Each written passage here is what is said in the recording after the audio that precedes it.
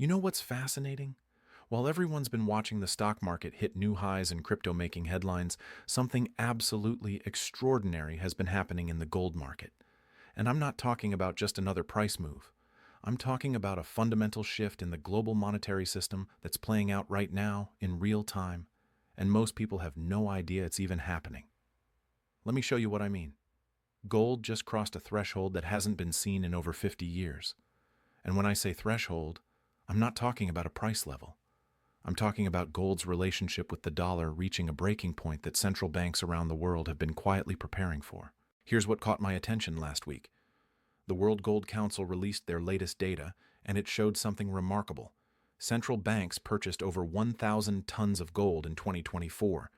That's the second highest annual total on record. But here's the kicker. They're not slowing down. In fact, they're accelerating. And when you dig into who's buying and why, the picture becomes crystal clear.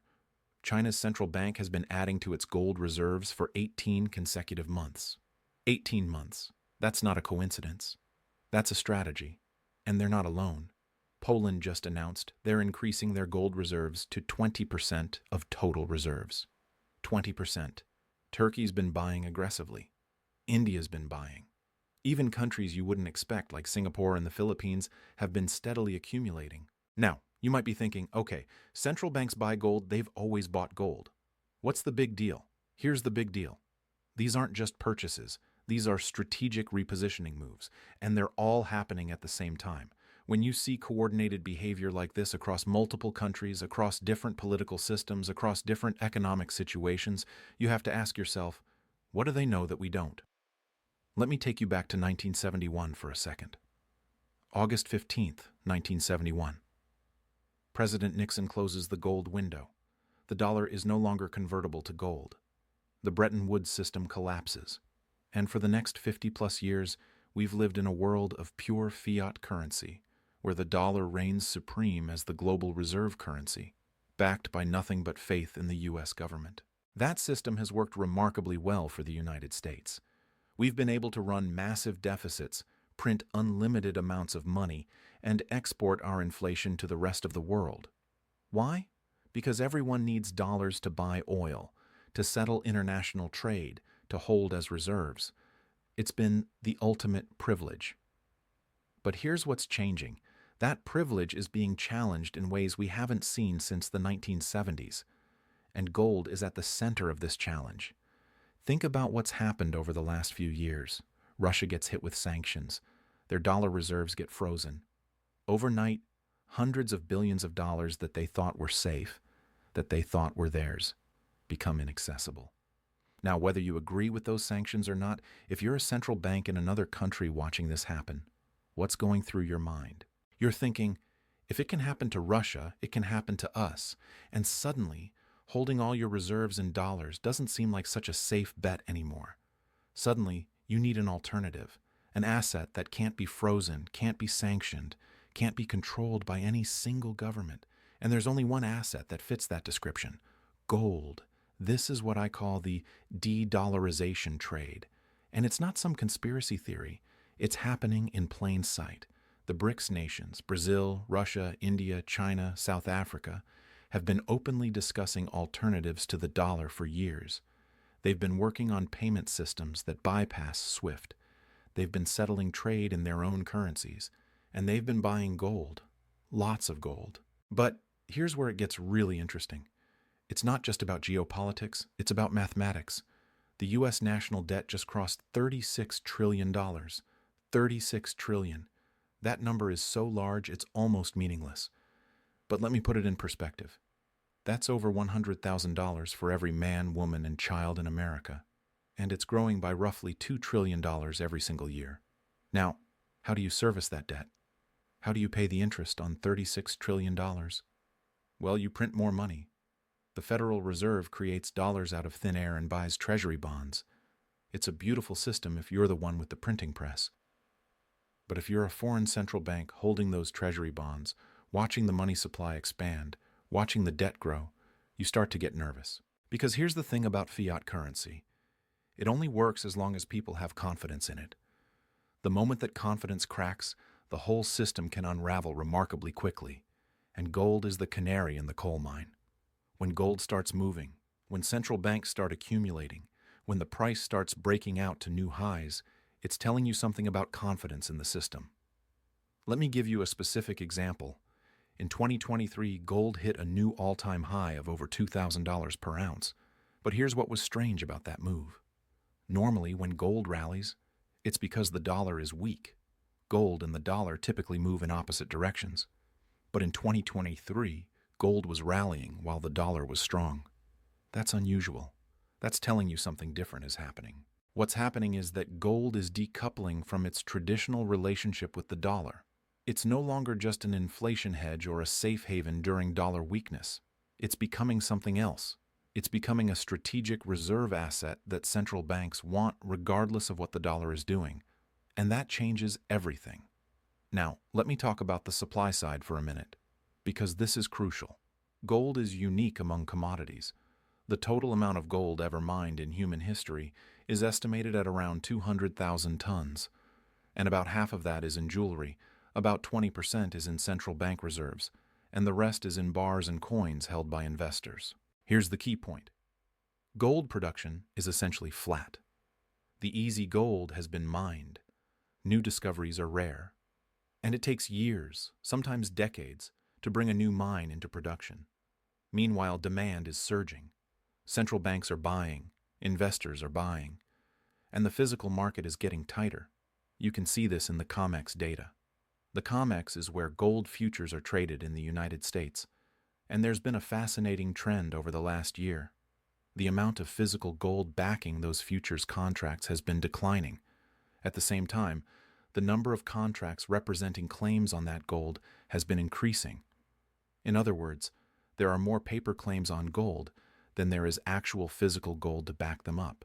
This is what's called the paper gold market, and it's massive.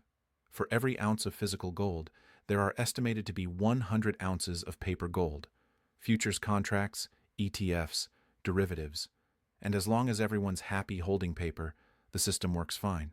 But what happens when people start wanting physical delivery? We got a glimpse of this in March 2020 during the COVID panic. The gold futures market nearly broke. The spread between the futures price and the physical price blew out to unprecedented levels. Why? Because there was a scramble for physical gold, and the paper market couldn't deliver. The system came within days of a complete breakdown. Now imagine that happening again, but on a larger scale. Imagine if central banks, who currently hold about 35,000 tons of gold, decide they want to increase that to 50,000 tons. Where's that gold going to come from? Annual mine production is only about 3,000 tons. The math doesn't work. Something has to give. And what gives is the price. This is the setup we're looking at right now. Surging demand from central banks. Flat supply.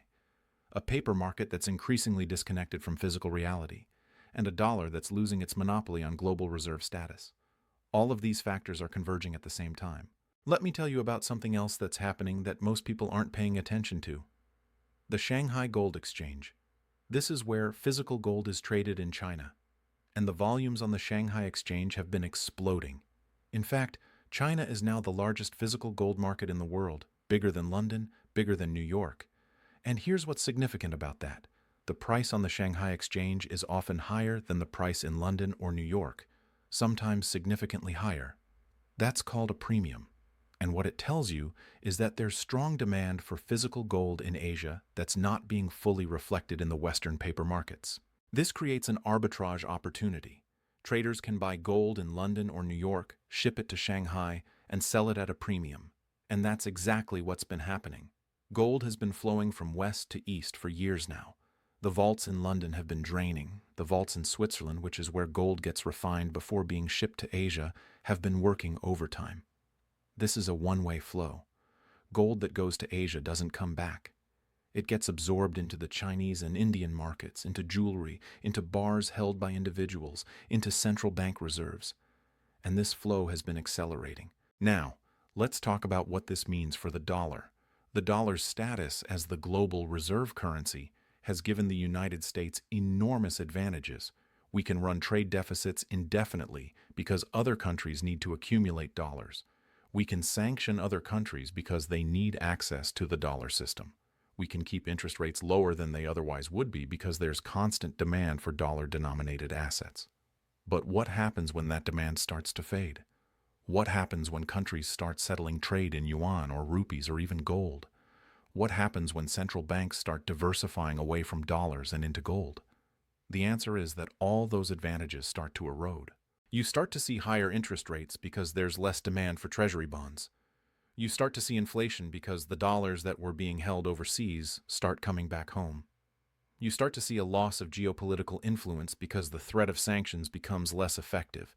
This is the endgame that gold is signaling. Not next week, not next month, but over the next decade. A gradual shift away from dollar dominance and toward a more multipolar monetary system. And in that system, gold plays a central role. Now, I want to pause here for a second because if you're sitting on $100,000 or more in retirement accounts, this is something you need to be thinking about. How do you protect your wealth in a world where the dollar's purchasing power is being eroded? How do you position yourself for this shift that's happening? One option that a lot of people don't know about is a gold IRA. This is a way to hold physical gold inside your retirement account without triggering taxes or penalties. I put together a free guide that explains exactly how this works, what the rules are, what the costs are. It's in the description below. If this is relevant to your situation, it's worth checking out. All right, back to where this is all heading. Let's talk about price targets, because that's what everyone wants to know. Where is gold going? Well, if you look at gold's previous major bull markets, they tend to move in stages. The first stage is the stealth phase, where gold is quietly accumulating while most people aren't paying attention. That was roughly 2018 to 2022. The second stage is the awareness phase, where gold breaks out to new highs and starts getting mainstream attention. That's where we are now. And the third stage is the mania phase, where everyone wants to own gold and the price goes parabolic. In the 1970s bull market, gold went from $35 to $850. That's a 24 times increase. In the 2000s bull market, gold went from $250 to $1,900. That's a 7.5 times increase. Now, I'm not saying gold is going to go up 24 times from here, but even a more modest move, say a doubling or tripling from current levels, would take gold to $4,000 or $6,000 per ounce. And if we get a real crisis, if we get a loss of confidence in the dollar, if we get a scramble for physical gold, those numbers could be conservative. Some analysts are talking about $10,000 gold. Some are talking about even higher. Now, those sound like crazy numbers, but remember, gold isn't really going up. The dollar is going down. Gold is just maintaining its purchasing power while the currency loses value. Think about it this way. In 1971, when Nixon closed the gold window, gold was $35 per ounce. Today, it's over $2,600. That's a 74 times increase. But has gold really gone up 74 times? Or has the dollar lost 99% of its value against gold? It's the same thing, just a different way of looking at it. And here's the thing. That process isn't over.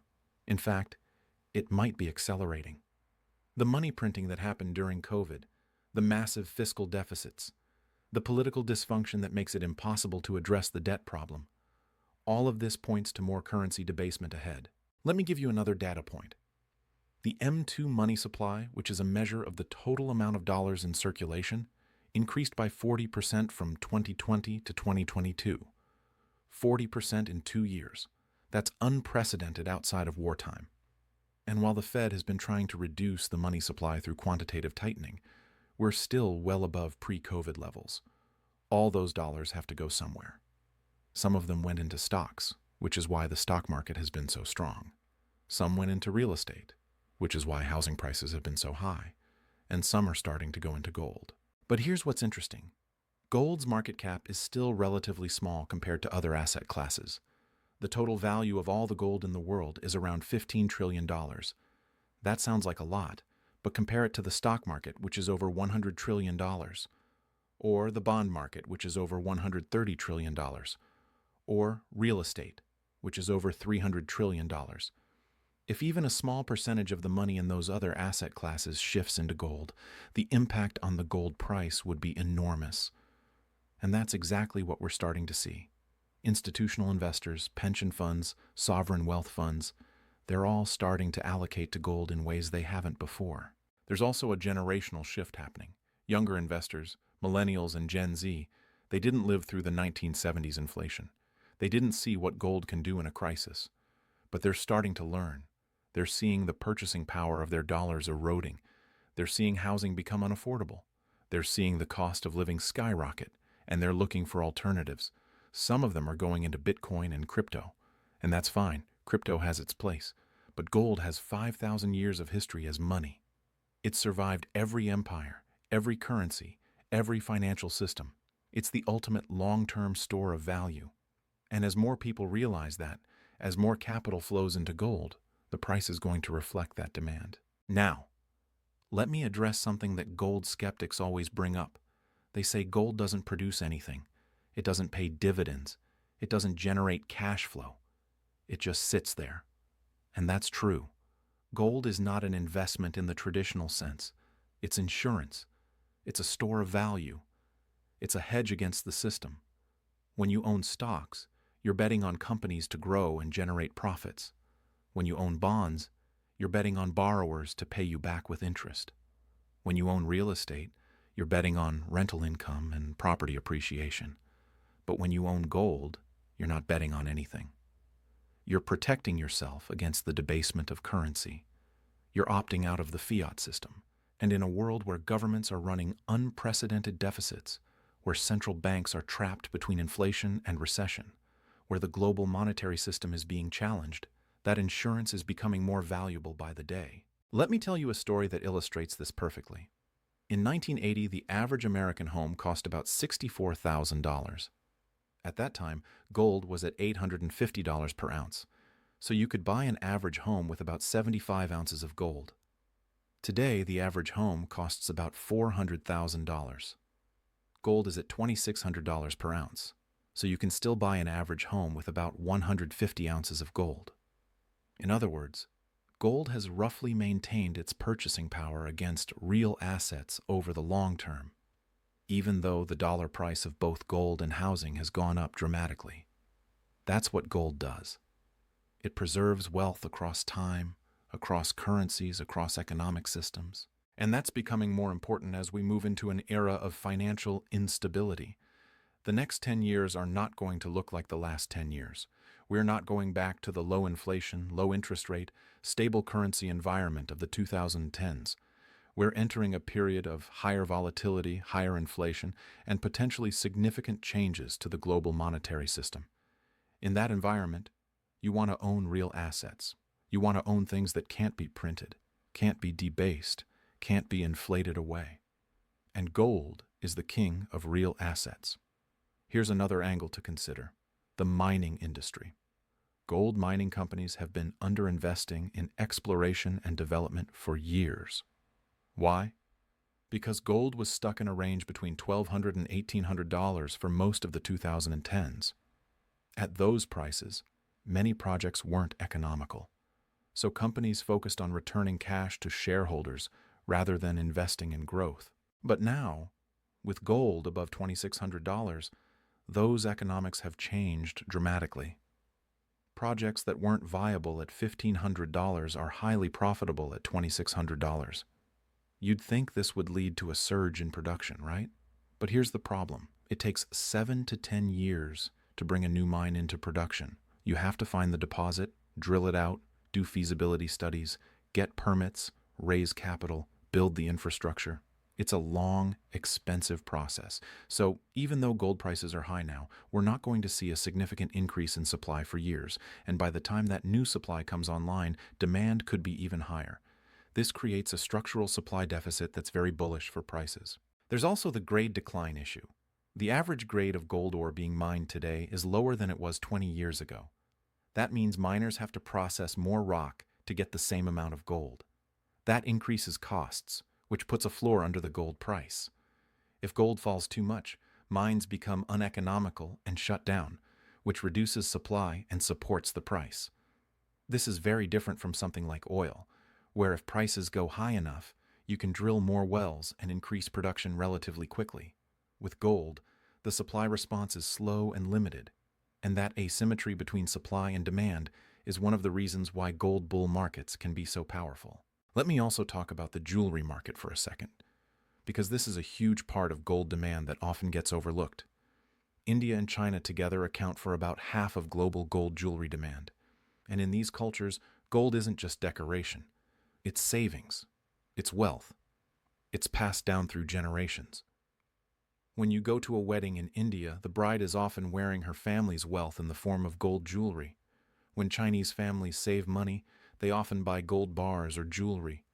This cultural affinity for gold creates a baseline level of demand that's very stable and very large. And as these countries get wealthier, as their middle classes grow, that demand is only going to increase. We're talking about billions of people who view gold as the ultimate form of savings.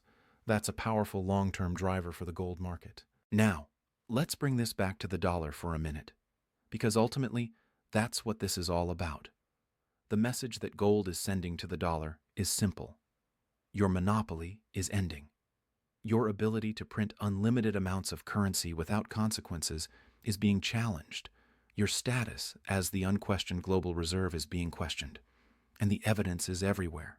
You see it in the BRICS nations developing alternative payment systems.